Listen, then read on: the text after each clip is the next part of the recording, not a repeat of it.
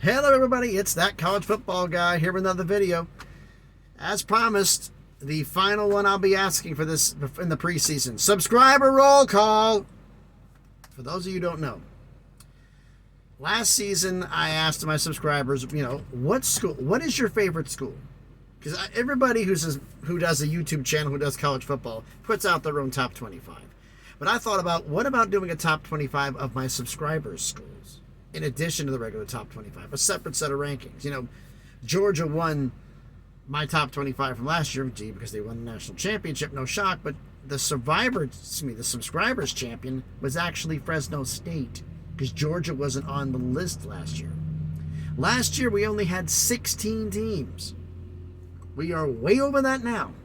In fact, I actually went back and checked my old video to make sure my list was accurate. Turns out somebody just commented on that video yesterday.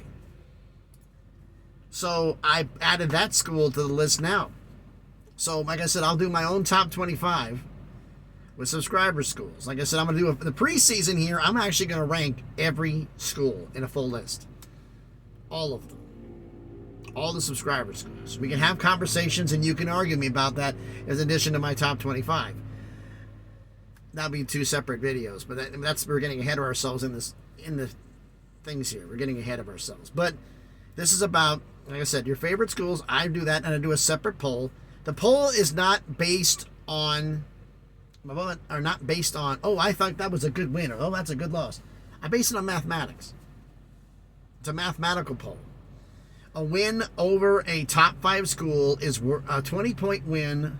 A 1-point win over a top 5 school is worth more than a 50-point win over an FCS school. There's varying values, but it makes the games worth more. Blowouts are worth more than very close wins, and I call blowout 15 or more points. And of course, if you lose, like if you lose to an FCS team, oh, it hurts bad to your ranking. But as of now, like I said, we had 16 last year, right? I had 16 subscribers on this channel, 16 subscriber schools. Now, we're at 39. 39, more than double what we had last year. I was hoping to get enough to get a top 25. We're well past that now. I'm hoping maybe get one more and make it 40, because that way it'll actually, some will be a round number, but it'll be like 15 more. So I can do it like I do with my top 25. I do a top 25 and the next 5 in, 26 to 30. Who are the ones who just missed the poll? You watch the AP poll, you have the thing, others receiving votes. I do a top 5 of that. Who'll be the next ones up. So, who are the 39 schools we have here? Well, we have Tennessee, Baylor, Boise State, Purdue, Washington, Middle Tennessee State, UNLV, Memphis, Texas Tech, North Texas, Northwestern, Mississippi State, Oklahoma State, West Virginia, Cincinnati, Colorado, Notre Dame, Houston, Texas, Georgia, Kansas, Arizona, Ohio State, San Diego State, Oregon, USC, UCLA, Fresno State, Oklahoma, North Carolina, Stanford, East Carolina, Kansas State, USF, Toledo, Michigan, Minnesota, Oregon State, and Temple. 39 schools, a lot more than I thought I was going to get, so thank you everybody for throwing in their names. Like I said, the subscriber rankings, I'll do a little explaining about this. Preseason poll, we all do that. But I don't do a subscriber poll every week. I do it every 2 weeks. So it's 2 games on the schedule.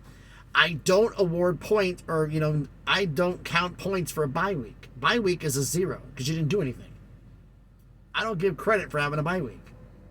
Inversely, that's not fair to you. Yeah, but when the team ahead of you has a team passes you because you were on your bye week, and then you pass somebody else because they had their bye week. That's how it works. How you can make it up? Make it up on that. That's what the teams that have the early bye week type of thing. Now, the point is, like, you look at the 2-week schedule. One before week 1, one before week 3, which is after week 2 games. That leaves week 13. because you've had a bye week in there. Week 13 is more than 2 games, potentially.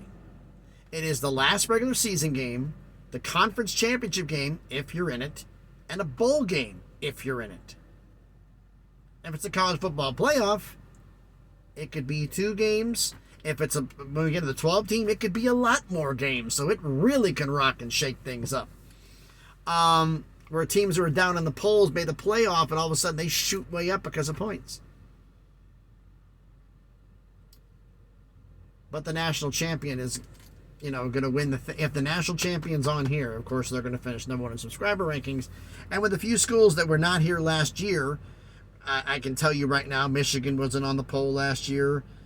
Ohio State wasn't. Georgia wasn't. Notre Dame wasn't.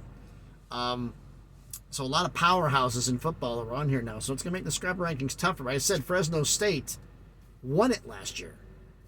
How did a Mountain West school beat Tennessee and Baylor and Boise State and Memphis was last year, Texas Tech and all these others? How did they do it? 3 games. Blowouts are worth more than close wins, right?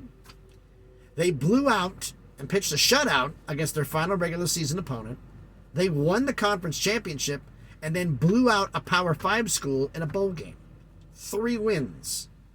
The only university out of the rankings who won all 3 games. They were the only ones. They were already top 5. So because of that, they vaulted them to number 1.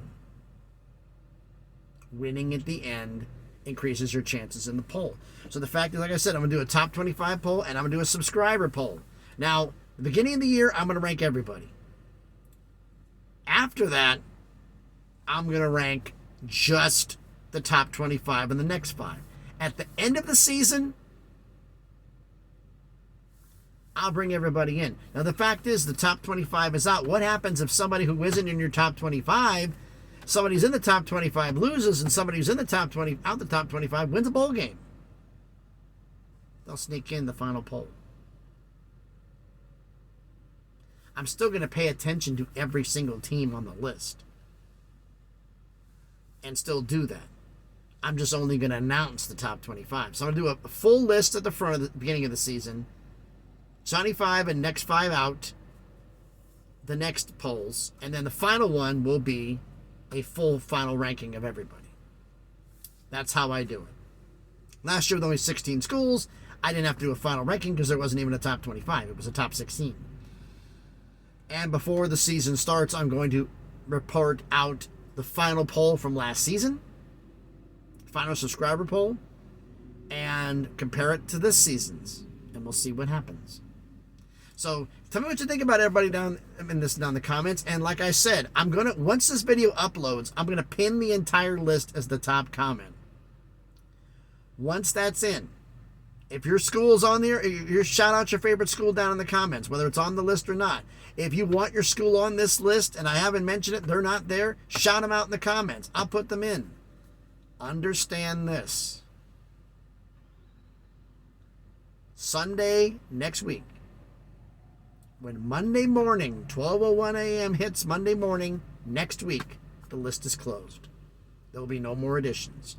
There'll be no more subscriber roll calls. That will be the end. So we're at 39, so we're in great shape here. But I'd like to see more.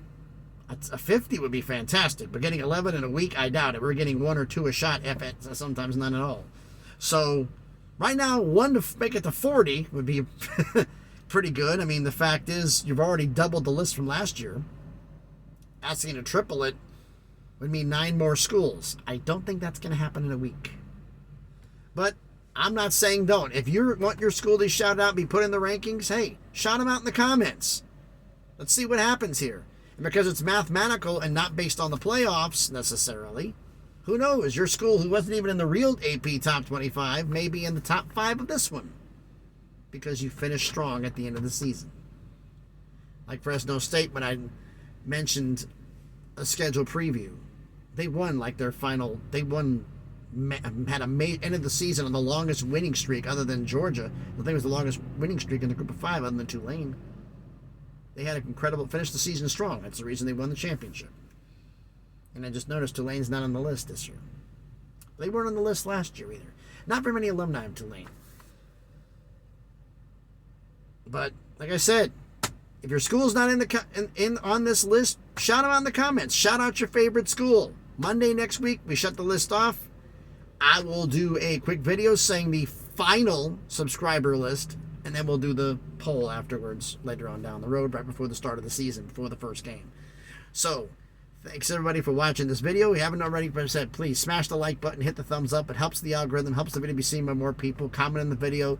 Shout out your favorite school down in the comments. And if you haven't done already, subscribe to the channel. Seeing a few more new subscribers, thank you for doing so. Thanks for everyone who has subscribed to the channel.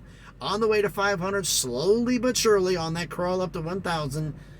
And then hopefully we can get some things really rolling here. So thanks everybody for watching. For those who are wondering where I'm at as a truck driver, I'm in a rest area. I'm not quite sure what city. It's north of Roanoke on I-81. I stopped here because I got to do my 30-minute break because I got another 4 hours of driving left before I'm finished for the day. I won't even get to my destination. I got to stop on en route. But, hey, life of a trucker. Like I said, thanks everybody for watching the video. Please have a great Monday. Be safe, and please be good to each other.